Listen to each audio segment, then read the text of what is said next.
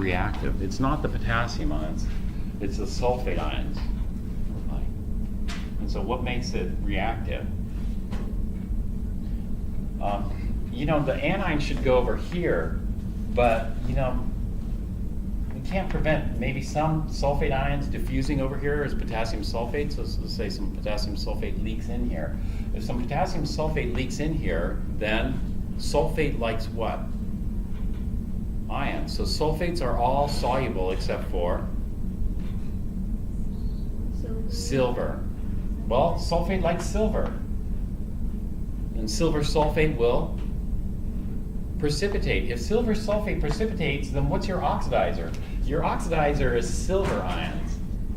And if silver ions are precipitating out with sulfate, are they going to attack the electrode? We don't want competition here. We just want the silver ions to pull on the electrons in the electrode. So we shouldn't use sulfate. We should use some other. So think of something that's unreactive. What about potassium chloride? Would potassium chloride work as a salt bridge?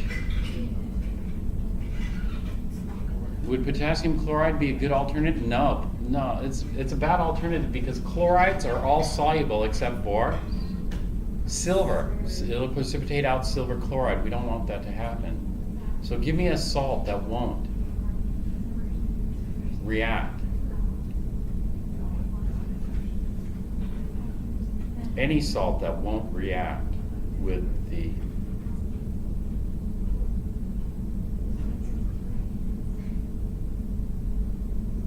How do you know which element forms salts? metal and non-metal, Metal and non-metal? or metal and polyatomic ion. It's just a salt. A salt is an ionic compound that's not an acid. That's not what? An acid. Okay. An acid begins with H or has H plus as the cation.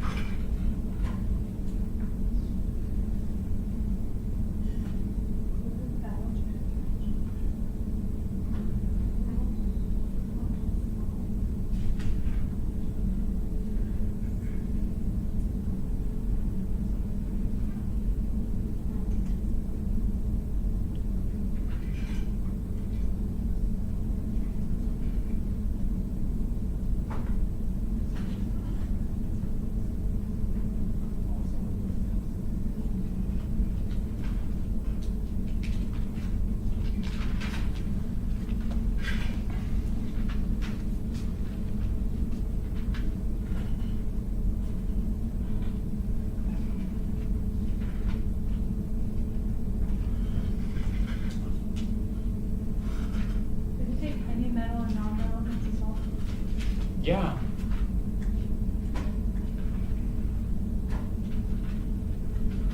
Any ionic, think of an ionic compound. An ionic compound's a salt.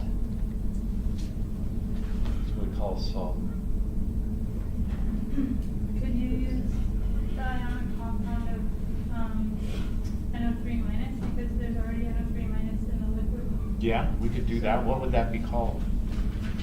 You can use potassium nitrate. Yeah, we could use potassium nitrate. What's the formula for potassium nitrate? It's -4 and K is +1, so KNO3.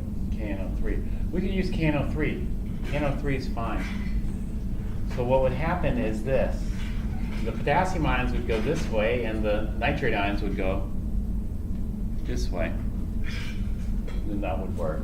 So the anode, what goes to the anode? The potassiums or the nitrate? Nitrate. And then what goes to the cathode? Potassium. Potassium. So then we are maintaining charge balance here. Okay, and then the oxidizer here is silver, but you have to remember the nitrate. What are the chemical properties of nitrate? Nitrate is also well, in metathesis is pretty much nothing, you know. That's why potassium nitrate's a good salt bridge. But in redox, it's something. What is nitrate in terms of redox chemistry? That means you have to look at this chart, and it's not that you have to have it memorized. It's just you look at it once in a while.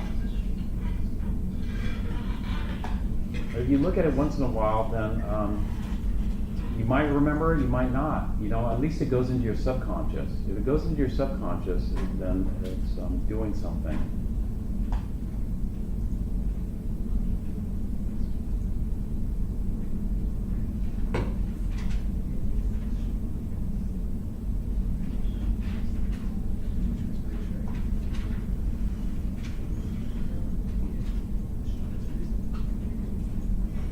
So somebody asked me if they need to memorize this. You know, actually, lots of people have asked me if they need to memorize this chart. No, you don't need to memorize this chart, but you don't ignore it either. You know, good, I don't have to ever look at it again. Well, no, that's not right either. You should look at it. You should look at it once in a while. Yeah, but nitrate, hopefully nitric acid stands out because nitric acid, we called it special. Remember what we called nitric acid? It wasn't a regular mineral acid, it was a special acid. What kind of acid was it? Or is it? It's a strong acid, but so is HCl. But HCl and nitric are in two different categories of acids. They're both strong acids, yeah.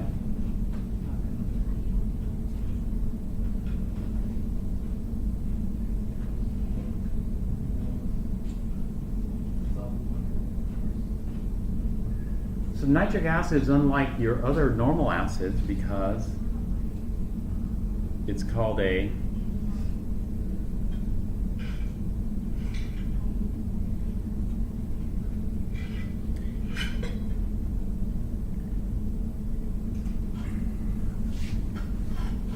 you know what, let me tell you what I found. What I found when I was a student at UCLA, what I found was that you can get an A without really having to think. All you had to do was remember stuff and you can get an A because the 90% of the exam was just reiterating stuff that was already talked about. It was just remembering things. 10% of the exam was challenge questions. So if you could remember everything, you could pretty much guaranteed an A in the class. It's something that was borne out in almost every class because they only put 10% challenge problems. The challenge problems, of course, are tough. You got to extend, you know, what your current knowledge is. So if you want the top score, then you got to know a lot more. But if you just want the bottom A, which a lot of classes, that's all I wanted. I just wanted the bottom A. I didn't care if I got the top score or not, right? Other classes, I wanted the top score, but a lot of classes like whatever, you know, I took a paleontology, you know, I didn't really care about that. I just wanted the basic A. So does anybody remember the two categories, mineral acid and nobody remembers oxidizing acid? Nitric acid is called an oxidizing acid. Why?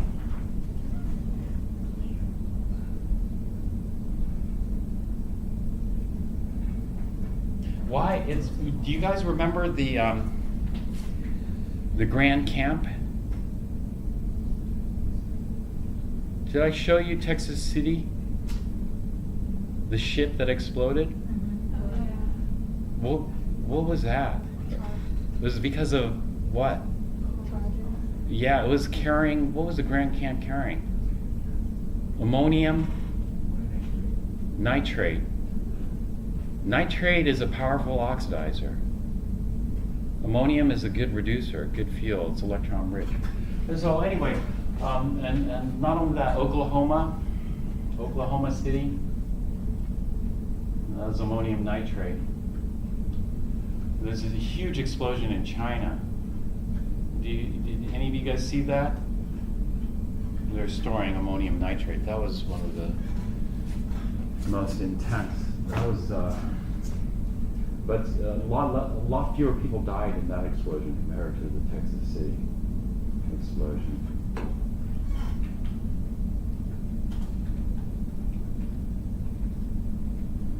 So how do you tell if something is a mineral acid or an oxidizing acid by looking at it?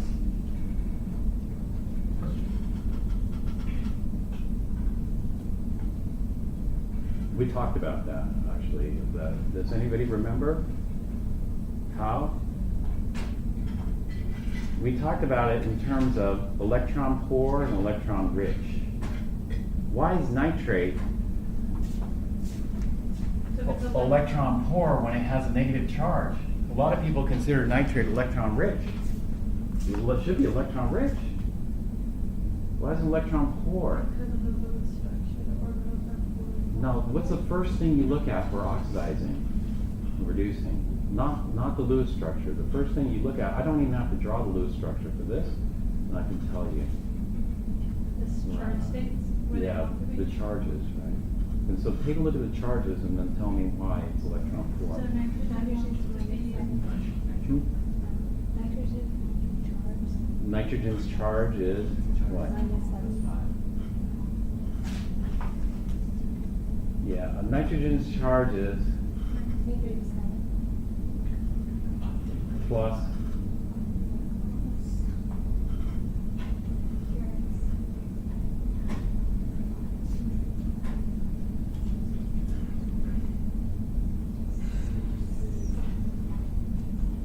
So we do plus 5 and minus 3.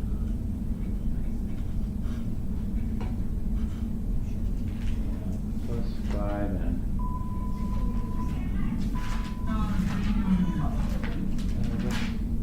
Right? you know. But it's included 5. Oh, you mean the range? Yeah. Oh, well, no, I want the charge. You're right. Oh, Plus in 5 and this minus one? 3. What is it in this one?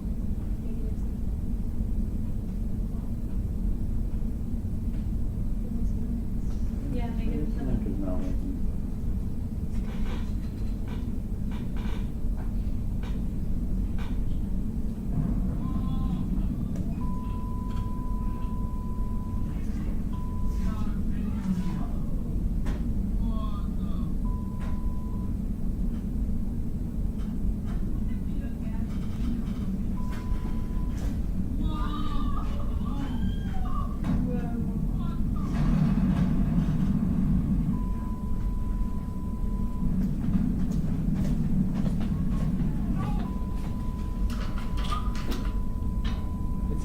That's a skyscraper on the right. Was this on purpose? No, it's an accident.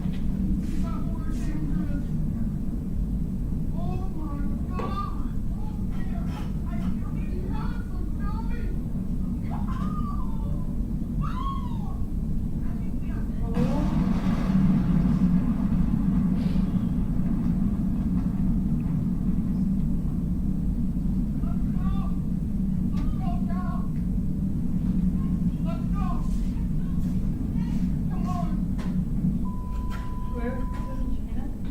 It's Sounds very Tianjin, China. Quite a few people died. It wasn't, I don't think it was in 600. Can we watch the middle one? Texas City. 2 days on and the fire is still burning amid containers holding an unknown mix of dangerous, highly toxic chemicals. But the fire crews work on and they're still removing bodies. A reception centre has been set up for the more than 3,000 people who've been made homeless. This local shows how 2 days on the authorities are still struggling to get an accurate picture of the numbers of dead and missing. They've been posted by family members looking for loved ones. This one here, the deputy chief of the Tianjin Harbour Force. They can't find him. Notice after notice looking for people who would have been in or close to the disaster. Security guards, engineers working at the site. And down here, some very poignant notices from family members looking for missing firefighters. This one 19 years old, another one 22, this one 21 years old. The big fear, of course, is that these may have been some of the first responders and they have simply yet to be accounted for.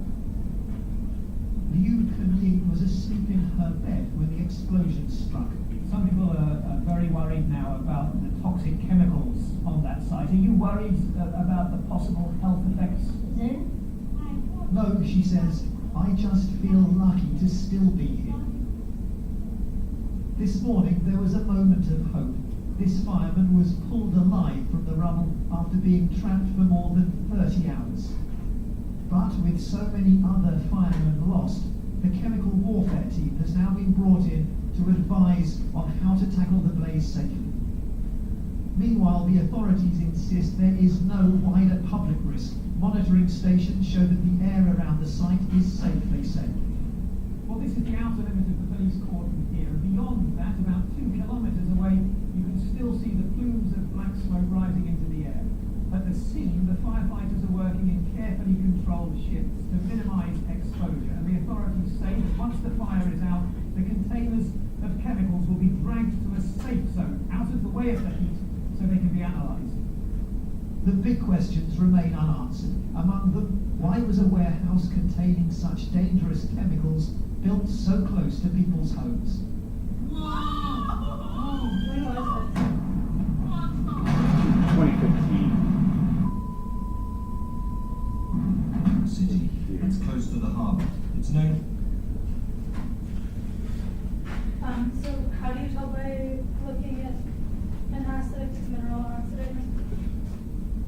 Mineral acids, You look at the oxidizing agent is H+. Oxidizing acids, the oxidizing agent is something stronger than H+. So if you have something like HCl, HCl is a mineral acid. All acids are oxidizers. So if you have something like HCl, the oxidizer is H+. Chloride, is a chloride an oxidizer, a good oxidizer? No. But if you have an oxidizing acid like nitric acid, yeah, H+ is the oxidizer, but nitrate has some redox properties. What are the redox properties of nitrate?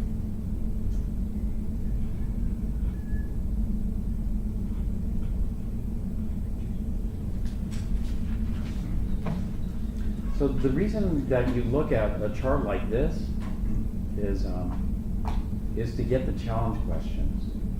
You know, like I said, 10% of the exams usually are challenge questions. On that 10%, let's say you want the top score in the class. Well, how are you going to get the top score? Then you gotta extend. You know, you can't just memorize everything in the class. You gotta be able to apply that and extend it. How you can apply it and extend it, and there are lots of people who want the top score in the class because a lot of people who want to go to medical school, and so it's very competitive. But one of the ways you can apply and extend it is, you know, okay, what you'll find is that a lot of people, they'll get a chart like this. Actually, where was it? They'll get a chart like this. The redox chart.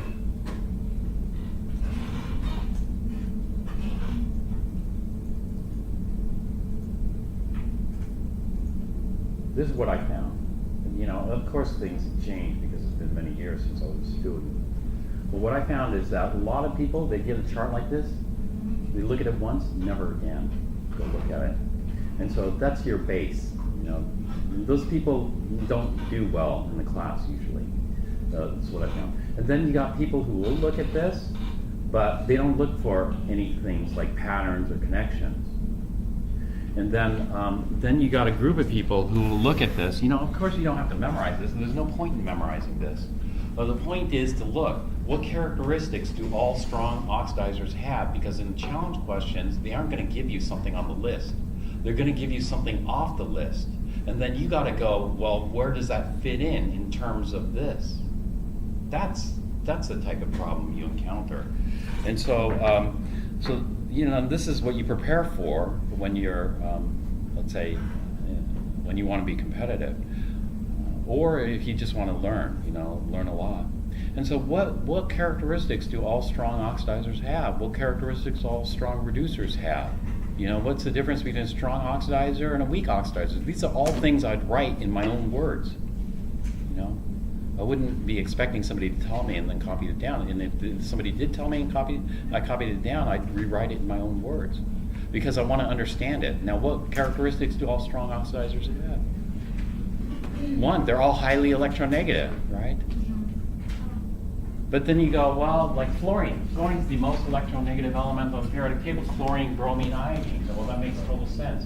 Fluorine, chlorine, bromine, iodine, all highly electronegative. What else?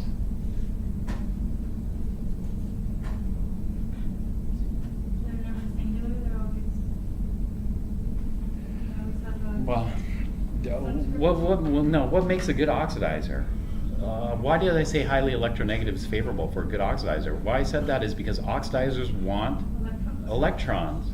So what does being singular versus being non-singular have in doing in wanting electrons or not wanting electrons? Because if you look at this, that's 2, that's 3, that's 2, 8, 2, 2.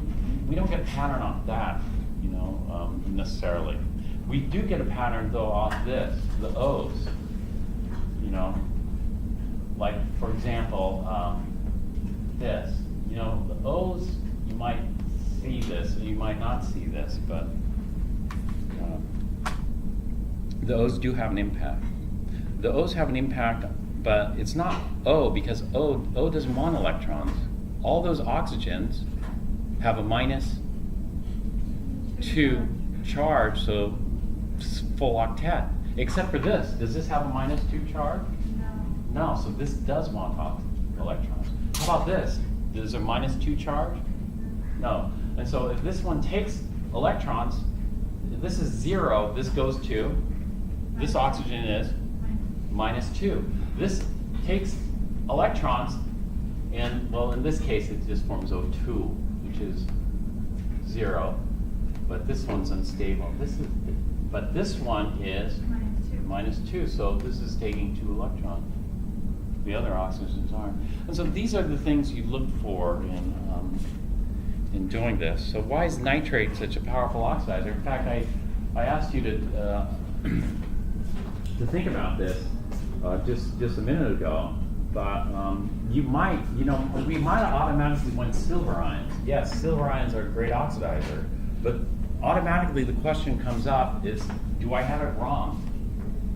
What's a more powerful oxidizer? Silver ions or nitrate? What's more powerful? Nitrate. So I got it wrong. I must have it wrong here. It's not silver ions that's the oxidizer. It should be nitrate. However, do you remember, I gave this analogy, but maybe, does anybody remember the 3 cups of flour, 1 cup of sugar thing in making cookies? Okay, what was that referring to? See, if you can't connect it with anything, then it's a bad analogy. You should come up with your own. But the ratio? I used three cups of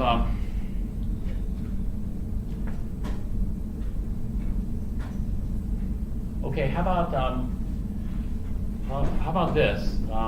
4 cups of flour, 1 cup of sugar. That's the ratio I gave earlier. I don't know if anybody wrote it down, but what was that referring to? 4 cups of flour, 1 cup of sugar. It was specifically for nitrate. This is because when I was talking about this,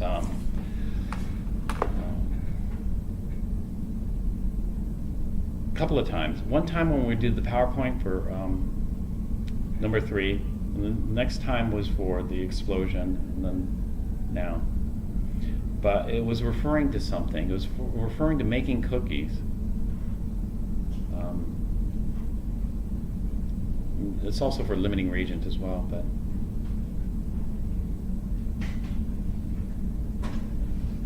but it was referring to nitrate. Because nitrate doesn't act alone. Nitrate needs what? So this is what the analogy was, the original analogy. 1 cup of sugar is 1 nitrate.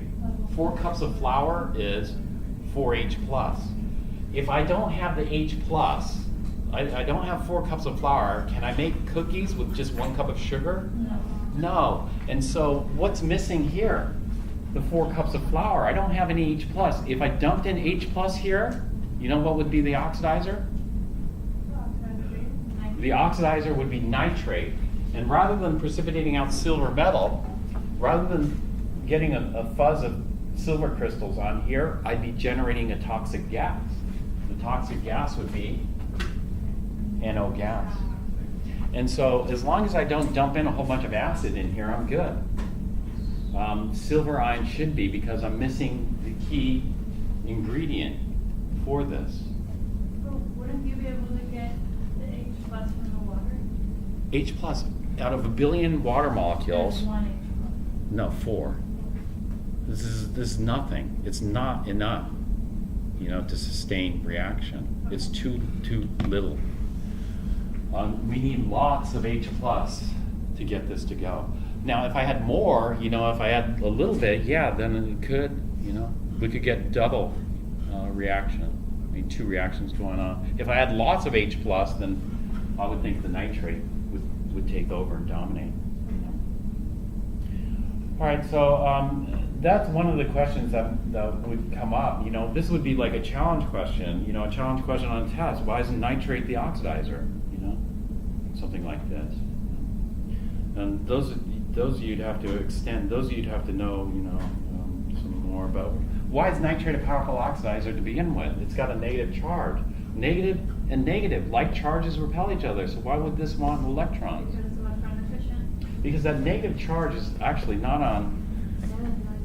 It's not on nitrogen. That negative charge arises from oxygen. Each oxygen is very happy at 2 minus.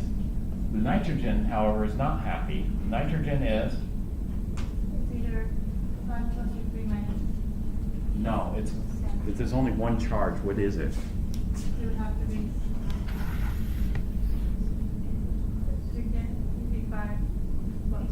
It has to be 5 plus, because 5 plus minus 6 adds up to the net charge. There's an imbalance in charges here.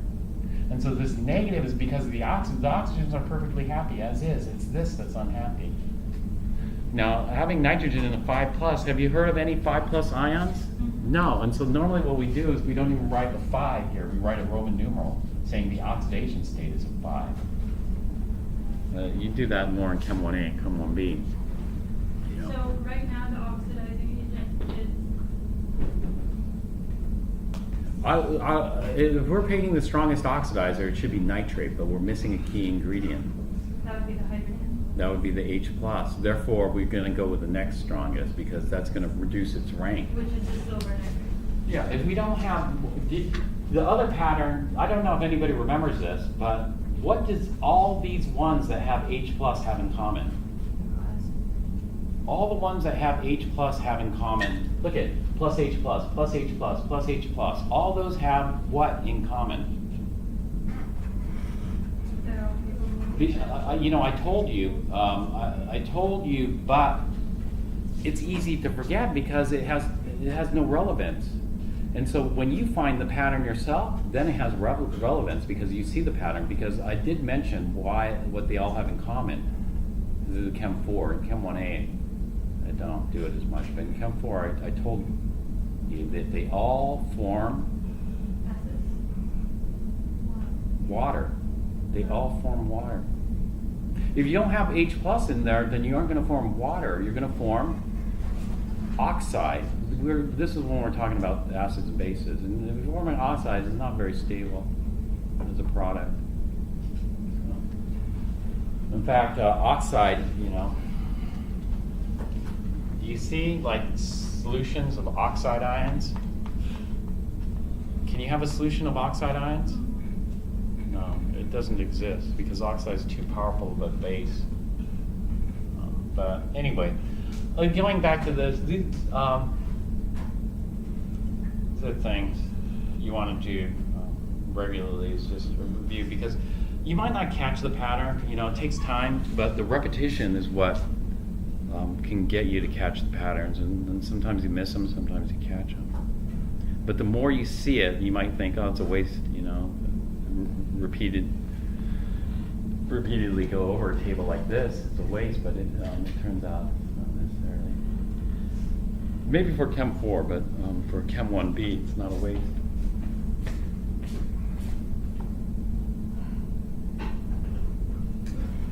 All right, so this is the sketch of the battery here. Let's get, so we'll just put in reducing agent. The reducing agent becomes oxidized. The oxidized agent becomes reduced. Nitrate's going to be a spectator here. So potassium nitrate's okay for the salt bridge. However, if this had acid in it, then it would be a different story. All right, now that's the biggest application of redox, but you know the rest of the chapter we want to predict redox reactions. Redox reactions can be difficult to predict sometimes, and so we have things like element plus element. If we take two elements, let's say a metal and a non-metal, then we can form a compound. Element plus element gives a compound. And so let's say it's 2 sodium and 1 chlorine, and we're going to form what? We're going to form sodium chloride. Okay, there's no water around on this one, so the sodium chloride is going to be solid. This is an explosive reaction. Did I show you the video of this one already? Yeah. Yeah, we saw this one already. Good. And so that's one. 2, we use single replacement to predict. Single replacement.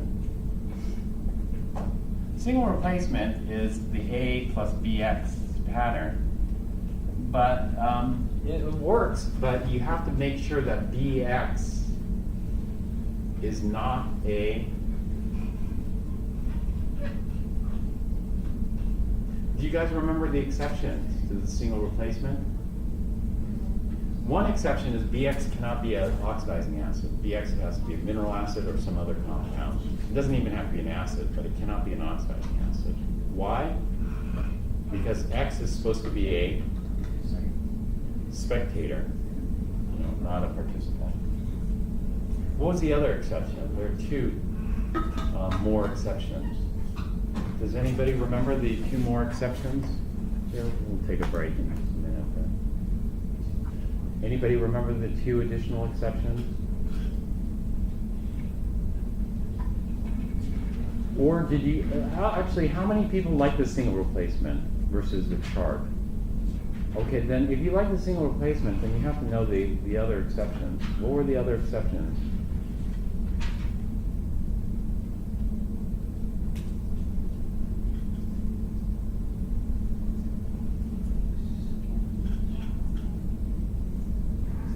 Well, we'll take a break now and then. It should be way back when in your notes.